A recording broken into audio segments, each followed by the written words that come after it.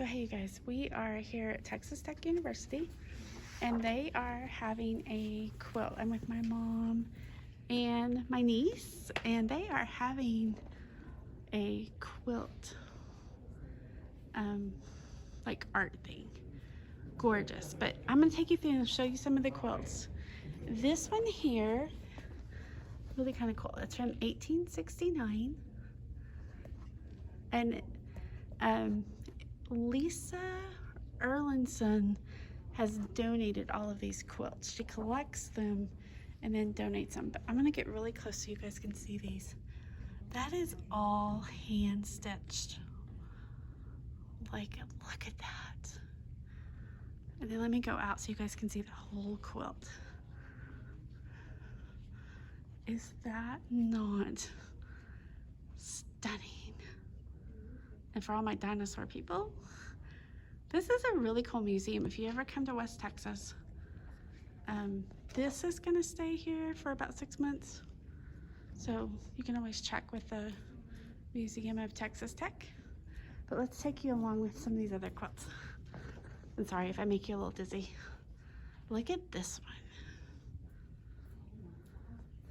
So let's look here. This was 1853 and it was made in Bloomingfield, New Jersey.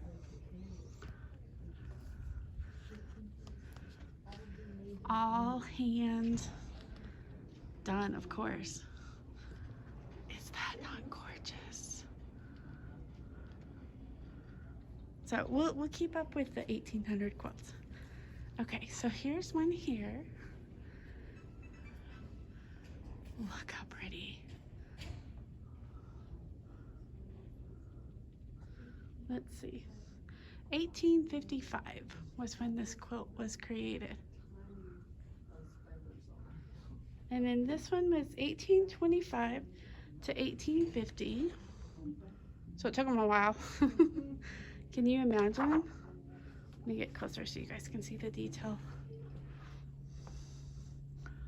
So pretty. So pretty. And each little flower, it's maybe hard to see, but it's each done and done around it. So pretty. Let me get out so you guys can see this whole quilt.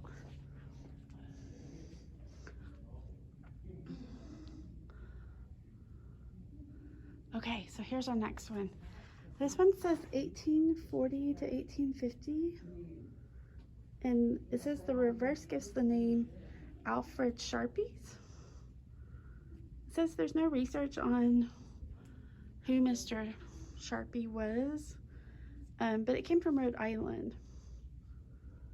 So some of the fabric dates back to 1825.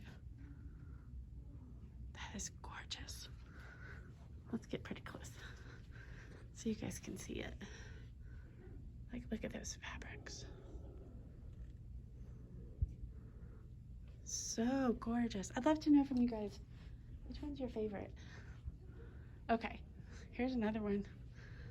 Look at the middle of that one. And then how they've done every, and you see like the little sheep and the shepherd. Like super cute. This one was 1836. They think it was probably made in England. Can you even imagine? Y'all, this thing is huge. I mean, it's bigger than a king-size quilt.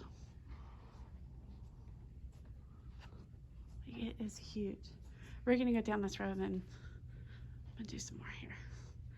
Look how pretty this one is. This is 1837. Another one they think was made in England.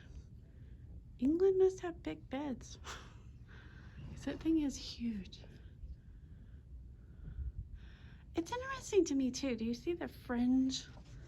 Like they didn't do binding, they did like fringe on the side.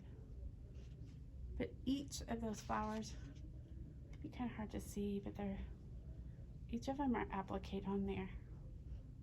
So pretty.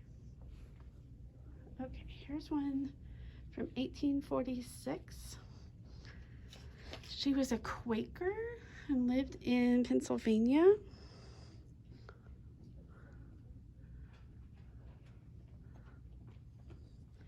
So 1846, Esther White created this quilt.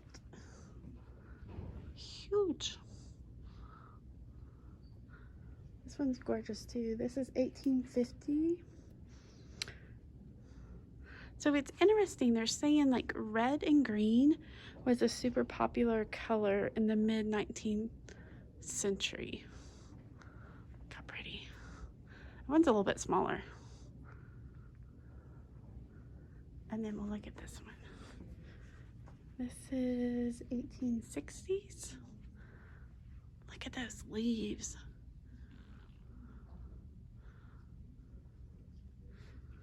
This was done by Margaret Kearney.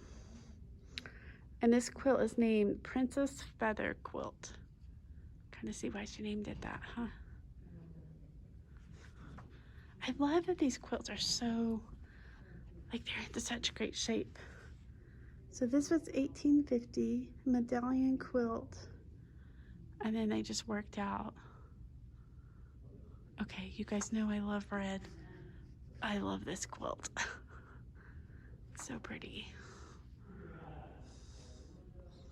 Look how pretty. Okay, so those are the 1800s. There's probably some more. I'm gonna keep going and we'll do a part 2 and more so you guys can see more of the quilts.